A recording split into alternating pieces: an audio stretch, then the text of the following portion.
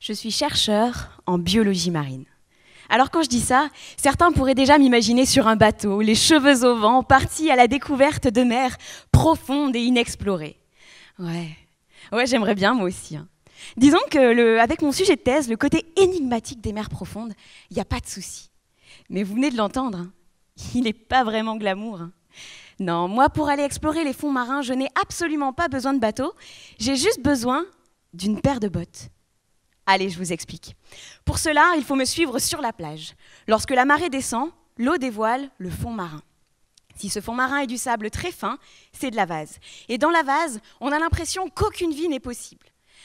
Mais je vous promets que c'est qu'une impression, car sous un microscope, ça grouille de vie. Et ça grouille notamment d'organismes à une seule cellule, les bactéries. Pendant ma thèse, j'ai cherché à développer des méthodes pour compter et identifier ces bactéries, mais aussi mieux comprendre leur activité. Par exemple, pour les identifier, j'ai utilisé des méthodes de criminologie. Vous voyez les experts à la télé ? Eh bien, c'est le même concept. Comme ils identifient des suspects grâce à leurs traces d'ADN, j'ai utilisé l'ADN des bactéries pour les identifier. Et je vais vous dévoiler ce que j'ai découvert.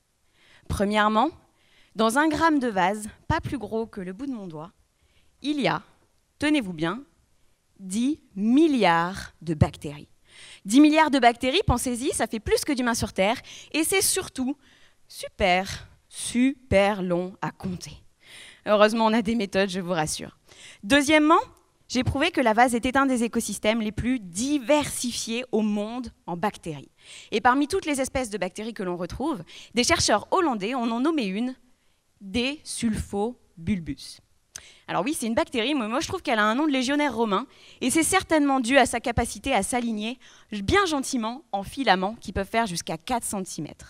Les premières cellules du filament produisent des électrons, les transfèrent cellule après cellule jusqu'au bout de la chaîne, là où il y en a besoin. C'est plutôt ingénieux, non ? Et troisièmement, j'ai prouvé que les bactéries de la vase étaient capables de modifier la composition minéralogique de la vase et de l'air. Dans l'air, on le sait, il y a 21% d'oxygène, mais surtout 78% d'azote.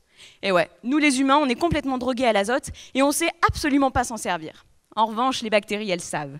Et la spécialité des bactéries de la vase, c'est la transformation et la production d'azote sous forme de gaz.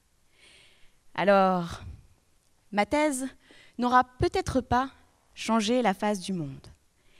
Mais si un jour, vous vous retrouvez les 2 pieds plantés dans la vase, vous y penserez. Sachez que, juste là, sous vos pieds, il y a des milliards, 2 milliards de bactéries qui vous contemplent. 3, 2, 1, go!